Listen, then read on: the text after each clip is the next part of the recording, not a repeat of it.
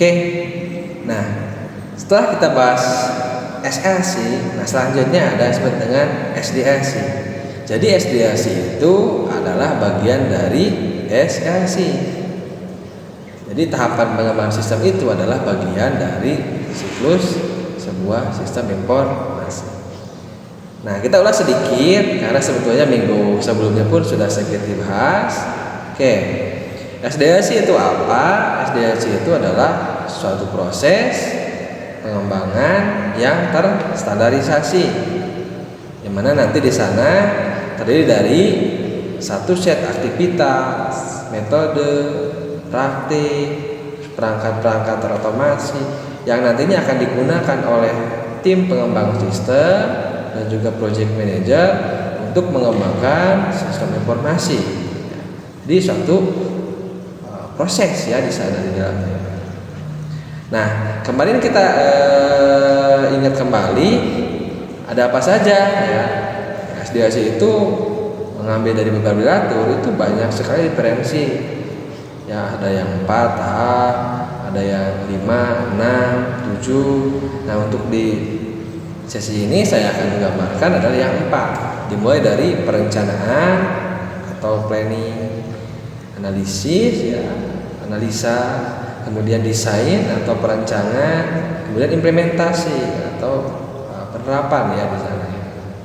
Ada coding, semua masuk di sini. Nah, kita lihat masing-masingnya ada apa saja. Oke, kita lihat ya. Nah, pertama adalah planning ya. Ada perencanaan, kemudian ada apa lagi? Ada analisis. Ya. Kita lihat ada apa saja. Nah, planning, nah di sini fokus ke isi dari mengapa kita membangun sistem. Nah di sini kita harus dapat menjabarkan masalahnya apa sih gitu dari sistem yang lama sehingga harus dikembangkan dari sistem yang baru. Kemudian di dalam fase planning pun kita harus menetapkan aktivitas-aktivitas atau penjadwalannya. Ya tadi kan planningnya, misalkan kita berapa lama nih membangun sistem itu, apakah sebulan cukup, 3 bulan, 6 bulan atau setahun atau lebih. Nah, itu harus dibuatkan aktivitasnya apa saja, kemudian jadwalnya kapan. Kemudian kita pun harus melakukan analisis kelayakan. Sistem ini layaknya dibangun. Gitu. Kalau layak ya lanjutkan, kalau tidak ya udah di cancel aja. Nah termasuk di sini pun dibagi timnya, siapa yang akan sifatnya itu melaksanakan dari setiap aktivitas atau penjadwalan yang sudah ditetapkan. Kemudian pas analisis, fase kedua setelah planning selesai, ini nanti akan menentukan siapa, apa, kapan dan di mana sistem dibangun. Di sini prosesnya itu adalah yang utama itu adalah kita harus melakukan pengumpulan kebutuhan. Karena sistem yang baik itu adalah sistem yang dibangun sesuai dengan kebutuhan. Apa kebutuhannya? Jadi harus sudah dilakukan di fase analisis. Dan juga kita modelkan proses bisnisnya. Jadi fase analisis ini nanti kita belajar pemodelan sistem, baik yang nanti yang struktur ataupun nanti misalkan yang berorientasi objek. Kita gambarkan proses bisnisnya di sini. Jadi ini berbicara masalah nanti sistem modeling. Yang ketiga di fase desain atau perancangan, di sini bagaimana kita merancang dari sistem itu sendiri. Bisa kita rancang programnya seperti apa, antarmukanya, arsitekturnya. Ya, kita pun rancang seperti apa. Ada antarmuka, misalkan logik, ada input atau transaksi, ada laporan. Nah, seperti apa rancangannya? Pun demikian halnya dengan database, kita rancang database-nya. Kalau pakai skema jaringan, kita rancang seperti apa jaringannya. Nah, di sini adalah fase perancangan. Nah, fase yang terakhir adalah fase pembangunan dari sistem. Dan juga di sini adalah layanannya. Misalkan apa? Kita coding nih, aplikasinya di coding, antarmukanya juga tadi diimplementasikan, database-nya juga diprogramkan, dibuat, itu jaringannya juga dikonfigurasi secara fisik. Kemudian setelah selesai masing-masing ini diintegrasikan sistemnya, kemudian diuji. Ya, pada saat input masukkan ke database, programnya ada error enggak, kemudian jaringannya terhubung tidak, database-nya bisa menampung tidak. Nah itu semua lewat pengujian. Kalau sudah oke, kemudian dokumentasikan, jangan lupa setiap proses semuanya itu. Barulah dipasang di kondisi yang asli. Nah ini secara umum ya tahapan dari pengembangan sistem informasi. Jadi mulai perencanaan, analisa, perancangan, dan implementasi. Jadi ini yang harus diikuti, ini yang harus dikerjakan kalau kita mau mengembangkan suatu sistem informasi. Itu ya. Jadi nanti masing-masing ini akan kita bahas di pertemuan-pertemuan selanjutnya. Satu pertemuan kita bahas planning, 1-2 pertemuan bahas analisis, 2 desain. Kita akan bahas secara terperinci di mata kuliah absolut. Oke, nah kemudian, kira-kira nih gambar umumnya planning itu apa saja? Nah ini kita lihat nih, ada mendefinisikan masalah. Nah, masalahnya itu apa sih? Gitu harus diselesaikan. Nah, salah satu cara untuk mengetahui masalah yang perlu didefinisikan itu dengan menggunakan analisis PICES. Ya, PICES itu adalah singkatan performance, information, ekonomi, control, efisien, dan services. Singkatnya PICES. Nanti kita bahas lebih detail. Kemudian menetapkan aktivitas penjadwalannya, Gantt chart atau diagram PER. Nah ini pun sebenarnya teman-teman nanti akan belajar juga di mata kuliah manajemen proyek. Nah, kenapa? Apa kaitannya? Karena ngebangun sistem informasi itu ternyata adalah sebuah proyek juga, proyek pembangunan sistem informasi. Makanya kalau perlu penjadwalan bisa menggunakan diagram atau chart. Diagram PER atau Gantt chart. Apalagi dari kelayakan, apa sih yang dianalisis secara teknisnya? Apakah dari sisi hardware, software kita punya tuh untuk membangunnya. Walaupun misalkan nggak punya, siap nggak kita melakukan pengadaannya seperti itu.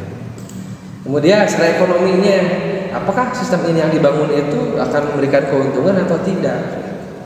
Harus dianalisis. Masalah valorisasinya, nanti sistem ini akan dipakai oleh organisasi. Nah, siap nggak dari unsur usernya, ownernya, dari semua yang misalkan nanti akan memaintain dan sebagainya itu ada nggak di organisasi tersebut tersedia? Kalau tidak tersedia, siap nggak ada merekrut orang atau mentraining orang? Ini harus dipikirkan di fase planning atau perencanaan. Nah kemudian dari hasil membentuk tim, nah nanti jadwal tadi pun job desk-nya apa? Ya ingat bahwa komposisi informasi itu tadi kan ada banyak fasenya, ada yang bagian mendesainnya, menganalisisnya, mengcodingnya. Nah itu siapa aja orangnya, buat timnya. Job desk-nya ditentukan, nanti di inline-kan atau dihubungkan dengan penjadwalan.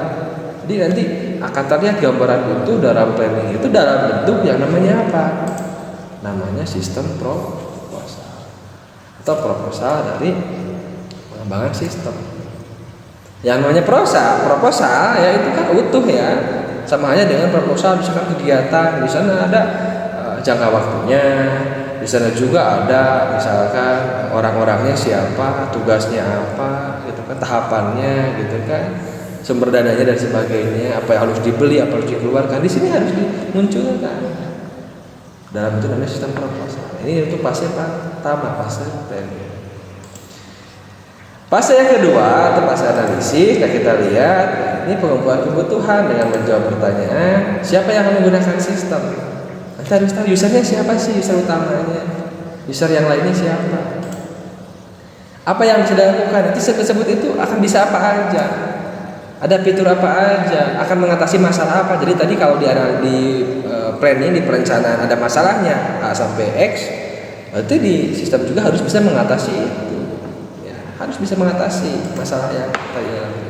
Kapan akan digunakannya, kemudian itu yang mesti dicari tahu oleh tim pengumpulan kebutuhan.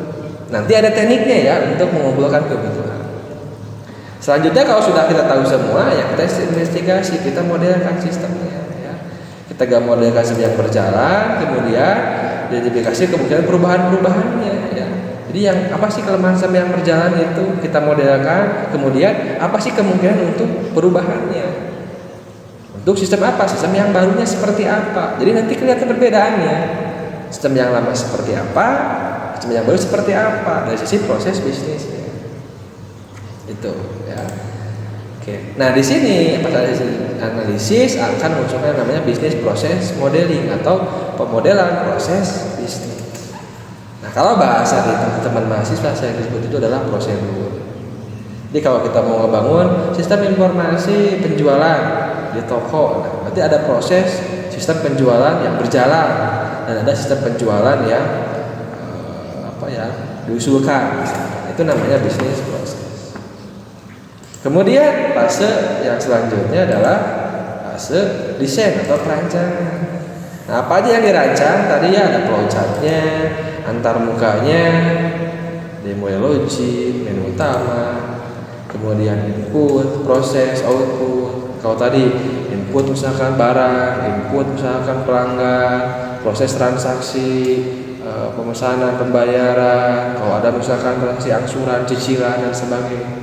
Juga ada output berupa kwitansinya, laporannya, bukti transaksinya. Nah, kita harus dirancang. Nah, ini mata kuliah yang terkait ini itu adalah biasanya adalah interaksi manusia dan komputer atau IMK. Nah, di sini harus bisa memahami bagaimana merancang antarmuka yang baik. Kalau program nanti silakan, sudah banyak bahasa pemrograman yang dipelajari oleh teman-teman. Nah, ini ya programnya, ini antarmukanya, di mana datanya disimpan dalam database. Nah, ini perancangan database Anda pakai apa? Ya, apakah normalisasi atau IR diagram? Nah, ini teman-teman kan sudah pelajari di mata kuliah sistem manajemen basis data. Silakan buka-buka lagi. Nah, di sini diperlukan nanti ya dokumen seperti apa sih rancangan database-nya. Ya. Nanti akan diimplementasi di fase selanjutnya. Relasi tabelnya seperti apa? Kamus datanya seperti apa? Nah, tambah lagi kalau misalkan pakai sistem jaringan, berarti perancangan dari sisi arsitektur jaringan. Ya, misalkan menggunakan topologi yang seperti apa, ya, mappingnya seperti apa, butuh berapa kabel, konfigurasi, kemudian misalkan dari sisi penghubungnya itu apakah menggunakan bus, apakah star topologinya dan sebagainya. Nah, ini akan membentuk yang namanya sistem specification atau spesifikasi dari sebuah sistem, baik itu programnya, softwarenya, antarmukanya, layoutnya, database-nya dan juga bahkan jaringannya. Oke. Nah, pada fase desain selesai, kita lanjut ke fase implementasi. Implementasi itu apa? Itu pertama adalah konstruksi atau pembangunan. Apa yang dibangun? Ya tadi ya. Sistem itu dibangunnya tadi, database-nya dikodingkan, programnya dikoding, antarmukanya dieksekusi, jaringannya mulai dirancang. Nah, dibangun setelah rancangan tersebut. Kemudian lakukan pengujian. Nah, pengujian ini biasanya seringnya itu adalah lama. Kenapa lama? Karena tadi database-nya diuji dulu, udah sesuai enggak belum. Kemudian programnya juga ada error enggak, ada bug enggak, ada kesalahan logika enggak. Kemudian program dihubungkan dengan database, diuji. Jangan-jangan setelah input tersimpan enggak datanya. Pas ambil laporan sesuai kebutuhan tidak. Nah, di sini diuji di sini semua.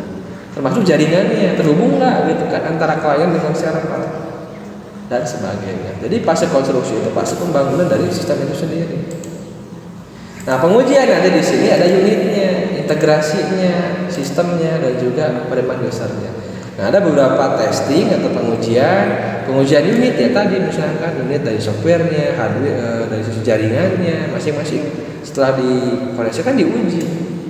Ya, kabel jaringannya ini udah oke belum?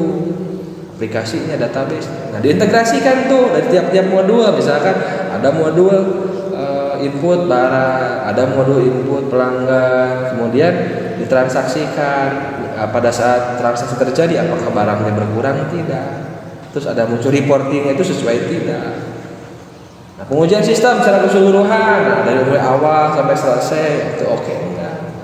Dan bahkan ada yang namanya pengujian penerimaan dari user atau sering disingkat user acceptance test.